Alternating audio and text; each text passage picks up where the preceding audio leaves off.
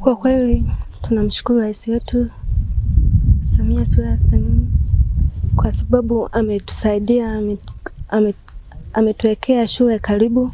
Kwa kweli tulikuwa tunatoka umbali sana. Mfano mimi nilikuwa natokea Itagamato hadi Upamwa. Kwa kweli leo mwingine namkuta mwalimu ameingia darasani amefundisha. Kwa hiyo nashindwa hata kuelewa kwa sababu mwalimu ameshamaliza kufundisha.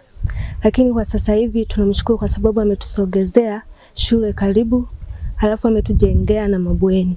Mbona changamoto tukiwa tunarejea kwenda shule jiani kwa sababu shule ilikuwa imezungukwa na migodi, kwa sababu wanaume wengi walikuwa wanapatikana karibu huko na machimboni, kulikuwa na wanaume wengi. Kwa hiyo hicho kitu kilikuwa kinasababisha hata kurubuni wanafunzi wa kike kuacha shule. Zamani tulikuwa tunasomea shule ya msingi Zizimbae. Tulikuwa tunatumia umbali wa kilomita 5. Kulikuwa na wanyama wakali, nyoka, afisi. Tulikuwa tunasubiri upambazuke ndio tuende shule. Sasa hivi tumesogezewa karibu shule. Mwanzoni tulikuwa tunaweza kutumia hata masaa mawili. Sasa hivi tunaweza kutumia saa moja au nusu saa. Tulikuwa na changamoto ya watoto wetu wakati walikuwa wanaenda kusoma mbali. Tulikuwa na mawazo sana sisi kama wazazi. Wakati mwingine walikuwa wanarudi usiku wakati wakitoka shule kwa sababu ya umbali. Sasa tunakuwa na mawazo mengi ya kuwaza hasa watoto wa kike.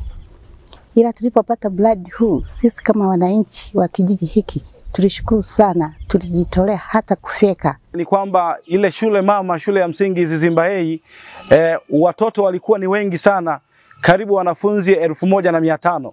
Walimu nao kiangalia waliokuwepo kwenye shule hiyo walikuwa ni walimu 13 tu. Kwa hiyo sasa wanafunzi walikuwa wapati vipindi kwa muda mwafaka kwa sababu wanafunzi walikuwa ni wengi lakini walimu walikuwa ni wachache. Kabla ujenzi wa shule hii, vijana wetu walikuwa wanatembea umbali wa wastani wa kilomita 30 kuifuata shule, ambapo ni shule ya sekondari Bupamwa. Kwa ujio wa shule hii umepunguzia vijana wetu umbali wa kutembea.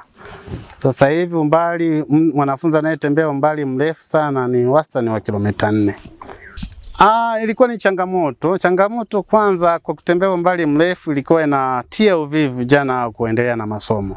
Kwa miaka 4 ya uongozi wa Mheshimiwa Rais Samia Suluhu Hassan tumepokea bilioni 9.5 ambapo bilioni 4 ni kwa ajili ya uendeshaji wa elimu bila malipo, lakini bilioni 4.5 ni miradi iliyojengwa maeneo mbalimbali ya halmashauri yetu kulingana na mtawanyo wake. Miradi hii imeweza kupunguza tatizo kubwa la umbali kwa wanafunzi, lakini imewawezesha wananchi kuielewa na kuipenda serikali yao. Na katika hili wamejitoa sana kwenye kujenga miradi hii kwa nguvu zao. Na kwa kuwa wameona uwekezaji mkubwa wa serikali, wao pia wamejitoa. Kwa mfano wamejenga maboma, mpaka sasa tuna maboma 22 ya madarasa, tuna maboma 24 kwenye shule 24 kwa ajili ya vyoo, lakini tuna maboma 13 kwa ajili ya nyumba za walimu 2-in-1 ambapo ni nguvu ya wananchi wao wenyewe kwa kujitoa kuisapoti serikali yao.